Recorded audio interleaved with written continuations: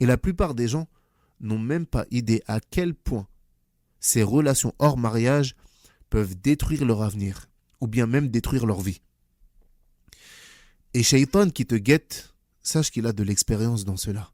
Ne pense pas qu'il va te tenter en premier lieu pour que tu tombes dans la fornication, directement. Shaitan, il ne va pas venir à toi la première fois pour te dire « parle avec telle femme afin de tomber dans la fornication avec elle ».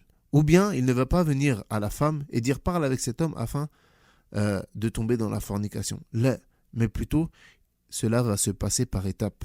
Au début, vous allez juste vous parler, rien de plus. Juste des discussions, simplement. Puis ensuite, des appels téléphoniques.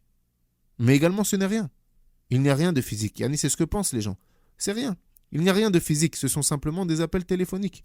Puis ensuite, on se rencontre, mais en tout bien, tout honneur, comme ils disent. Tamam, on se rencontre, mais en tout bien, tout honneur. Il n'y a rien de physique, encore une fois. Tamam. Puis, petit à petit, il commence à y avoir des contacts physiques qui finissent par mener à l'erreur gravissime. Et ô combien de sœurs et ô combien de frères sont tombés dans la situation que je suis en train de décrire actuellement.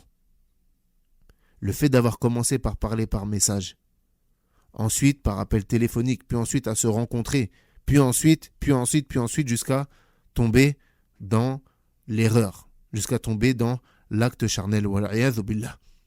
Et ensuite, c'est à ce moment-là qu'ils contactent les gens de science et qu'ils disent « on ne sait pas quoi faire, la femme est enceinte, nous ne sommes pas mariés, qu'en est-il de l'enfant?